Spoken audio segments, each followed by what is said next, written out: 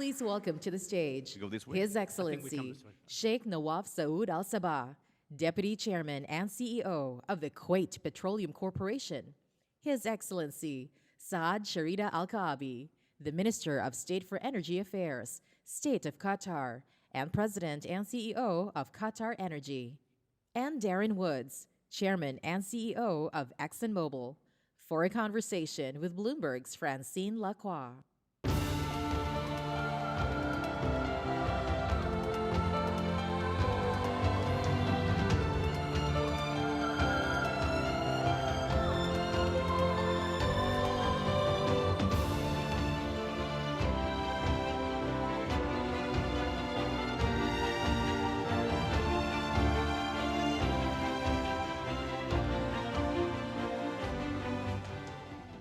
Thank you so much, gentlemen, for joining us. We have 30 minutes to discuss energy security and supply, so let's just get straight to it.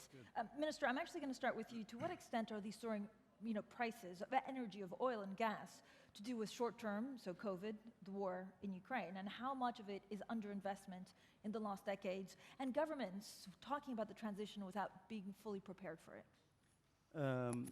First, thank you for inviting me to this panel. I think if you look at oil prices and what's happening today, you have to go back about 7 or 8 years and look at the almost 20% year-on-year reduction in capital expenditure in the upstream business, whether it's oil or gas, for years. And then you had the COVID situation and what happened with the overall slowdown worldwide of basically transportation and people moving with all the quarantines and all that happened. And then it was amplified even more by what's going on in the Ukraine. So the underinvestment is the underpinning reason, really, for much higher prices. And over the top of all that, if you look at what happened in all the governments and the rhetoric before the COP26 on energy transition and demonizing oil and gas companies, that also was a big reason. So there's, for it to correct itself, it needs a lot of investment. So, Darren Woods, I mean, how should the oil and gas companies, how should countries now respond to this?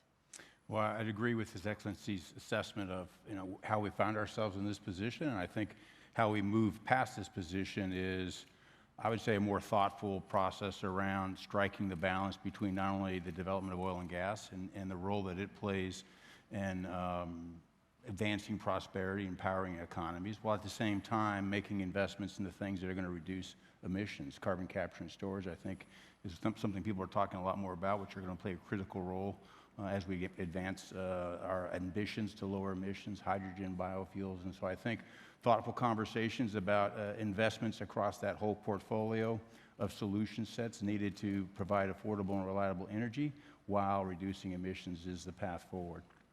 Kuwait is the fourth biggest producer also in OPEC. Can OPEC members actually make up for some of the lost production? Sure. First of all, as His Excellency said, I'm honored to be here in this panel. I'm extremely honored to have His Highness attend this panel as well. In terms of OPEC countries or producing countries, we're committed, as Kuwait, we're committed to make the investments necessary to ensure that we can meet the increasing demand on hydrocarbons going into the future. Anytime you look at an energy transition, you have to recognize, first of all, that it is a transition and not a switch. And I think that's one of the, in addition to everything that His Excellency mentioned about underinvestment that happened 7 years ago. As you know, typically the world discovers about 6 billion barrels of oil a year. The massive underinvestment that started in 2014 and 15 and continued led to discovery of less than 2 billion barrels of oil a year. That's a third. And the typical investment cycle for exploration is 7 years, from the time you discover oil until you can bring it onto market. Strangely enough, that is now exactly 7 years after that underinvestment happened. What we're doing instead, though, in Kuwait is we have increased our exploration. We have increased our investments in building capacity to meet the requirements of the future. For example, we are now, after about 80 some years of producing oil and gas onshore Kuwait, we've now taken the first step into exploration offshore. We've never touched the offshore in Kuwait, but now the first offshore drill rig arrived in Kuwait a week ago and will spud soon. Mr. Woods, first of all, how damaging is it to be attacked by the U.S. president saying you're making more money than God? Well, you know, we tend to look past a lot of the political rhetoric that we see day in and day out and think through the fundamentals. That's been, I think, the approach the company has taken for my whole career. And I think as you think about the future and the long investment cycles that were just mentioned, you've got to be thinking through not just today and tomorrow or the next year or the next administration, but through this very long time horizon, and stay focused on the things that are changing, the things that you need to do to contribute to the broader societal needs. So what does it mean for your investments in the U.S. in terms of also CapEx spending that are still lower to pre-pandemic levels? And we have some of your rivals saying, look, they'll never be able, because of some of the ESG pressures, to build a new refinery or even increase refinery capacity in the U.S. So we're one of the few companies in the U.S. that are actually investing in refining. We've got a big expansion that we're working on, a 250,000 barrel a day expansion, which is the equivalent of about a new refinery in the U.S. And the work that we did starting back in 2017 had this understanding that we were going to continue to need oil and gas, and so started a fairly aggressive investment program with a lot of upfront investment, particularly in the unconventional space. We took a very different approach, front-loaded the investments, and we're now realizing the benefits of that. And so last year, our unconventional oil production in the U.S. grew by 25%. We expect to grow 25% this year. And so the investment plan that we laid out 5 years ago is the plan that we're currently on. And the pipeline of projects that we have are continuing. They're very robust. They're advantaged versus the rest of industry, and I think robust to whatever policy comes out. And we're driving emissions down. So you know, our view is you can do both. It's not an either-or equation. It's an and equation. We're lowering emissions and continuing to invest, which I think meets the needs of the U.S. But Minister, I guess in the shorter term, I don't know how we stabilize prices. I know you were talking about, for example, the price of gas and the fact that, you know, we're starting to see demand destruction. So how do you see this equilibrium? I think, you know, as mentioned by my colleagues here, we need to invest more in the oil and gas sector. And I think what's happening today, due to the better revenues that all the oil and gas companies are getting, also due to, I think, legislators understanding that you can't do transition without having the base load covered, which is having investments in the gas business. If you look at what we're doing in Qatar, we started in 2017 to embark on the largest LNG expansion in the world, and we're going to be increasing our production from 77 to 126 million tons per annum by 2026, which will help greatly the requirement of gas around the world. But when we do that, as mentioned by Darren, you can do it responsibly. We've been sequestering gas in Qatar. People are talking about CO2 sequestration as a very important element of expanding our business in the energy sector while preserving the environment. We've started injecting in 2015 2.5 million tons per annum of CO2 in Qatar, and it's been going on for the last 7 years. And going forward, we're going to be also injecting up to 11 million tons of CO2 sequestration. We're going to be using solar to power some of the LNG. All the LNG ships that we're doing have no heavy fuels, and they're all going to be powered by LNG. So I think you can do you know, the same requirement of energy transition responsibly, but being realistic and practical about what you need done. Which means, Minister, that it will take longer to go through the transition? No, it means it's more responsible. If you look at what they were talking about on transition and everybody pushing towards transition, today as we speak is the highest utilization of coal ever, today. And 30% of the power used by coal around the world is powering you know, different plants. And funny enough, I mean, some of the coal power plants are used to make wind turbines and solar panels in factories. So you know, when you look at it, and we need to get rid of coal, and we need to be more responsible in what we do in developing oil and gas as an industry, and we're doing that. Has Europe asked for more energy from Kuwait? Has Europe asked for more energy from Kuwait? Well, we are supplying everybody. We are supplying all of our customers as they requested. We're not seeing a huge demand increase on our energy, because typically our customers have been our customers for decades. Right. And not much has changed in terms of their requirements, except that they continue to increase over time. But we haven't seen that big switch yet, because refineries are built typically for a certain type of crude. So our crude tends to go to certain types of refineries, and while oil is a commodity, it's still not the same quality of crude that goes into any refinery. But in terms of capacity build out, and I know this was mentioned just a couple minutes ago, we are, and Darren mentioned this in terms of refining. We are in the commissioning stages right now of a new refinery in Kuwait. It will be the largest refinery in the world at 615,000 barrels of oil a day capacity. That should be online by the end of the year, assuming everything works out well, and that will supply the product that you're asking about in terms of increased demand from Europe and other places. It's not so much that the demand is coming in terms of crude, but it's coming in terms of product, and that will provide that product. Kuwait, I think, pumped some 2.7 million barrels a day last month. Can you go higher than that? We are under the OPEC allocation right now. We're at 2.768, if I'm not mistaken. Yeah. We can go higher than that, and we have the plans in place right now to ensure that we can continue to match whatever increases are going to be required over the future. Okay.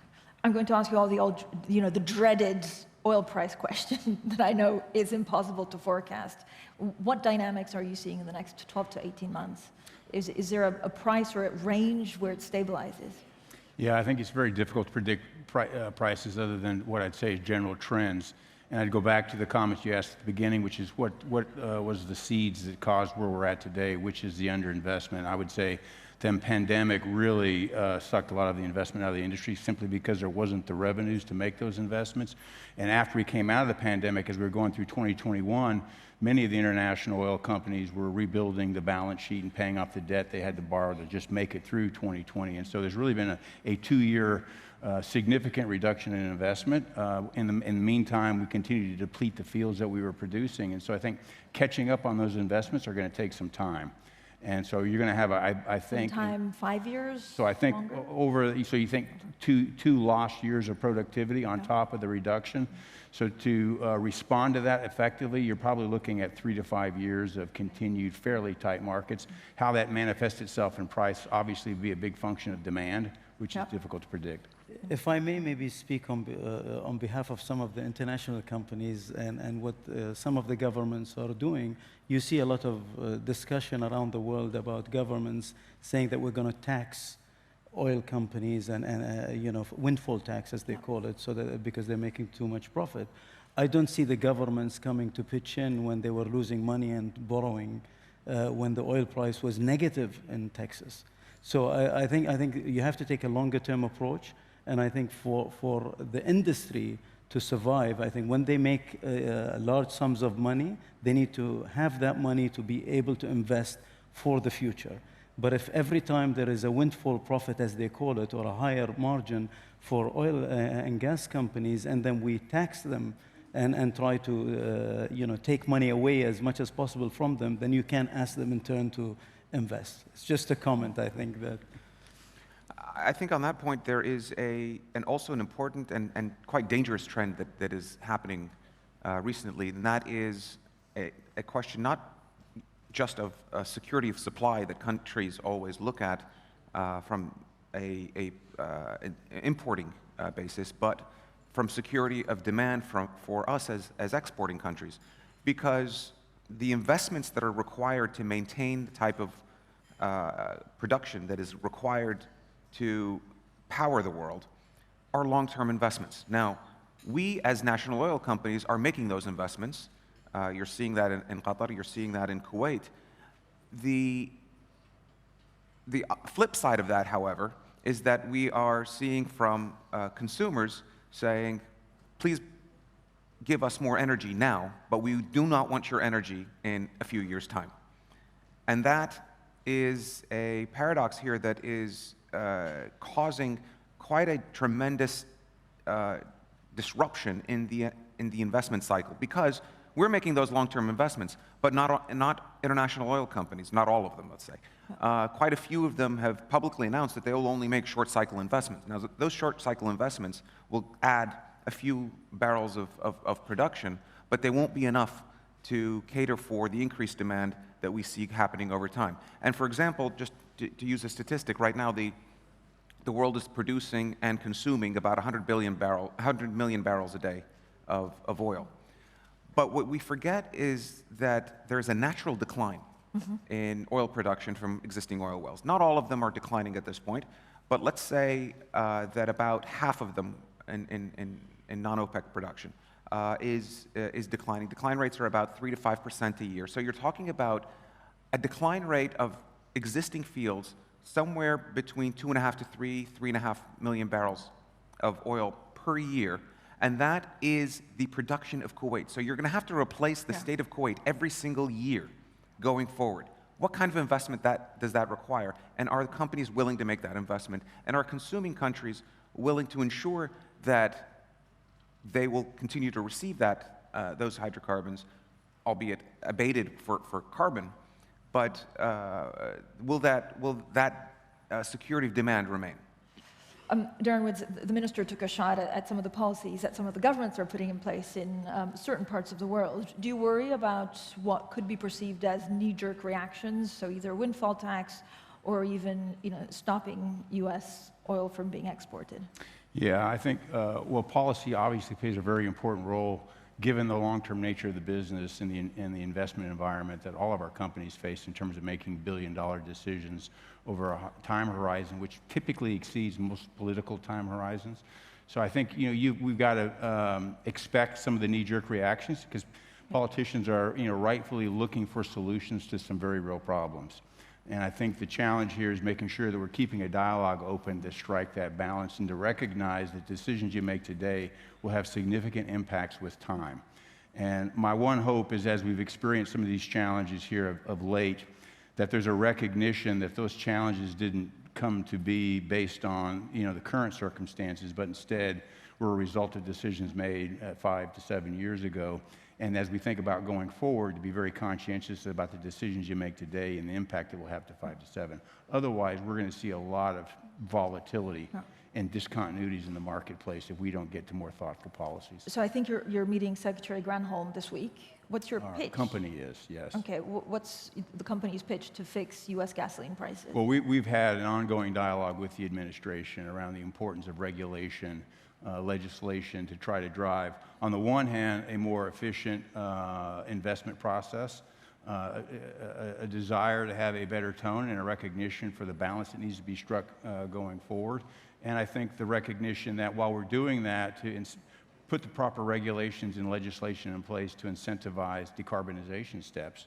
Carbon capture and storage is a great one for the U.S. given its endowment of sequestration. And so trying to, again, advance policies on both sides. One, to advance and make more efficient and effective oil and gas investments, while at the same time doing it for climate and emissions reduction. Minister, you're also getting foreign companies involved in the biggest gas project in the world. I think you signed deals with Total, Eni, Conoco. Exxon is just here. Can we expect anything from Exxon? Maybe as a sneak preview, if you will, we're going to be signing this afternoon.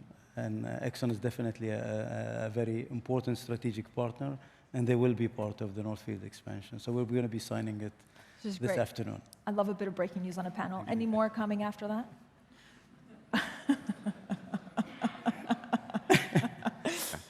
We're actually also running out of time. Yeah.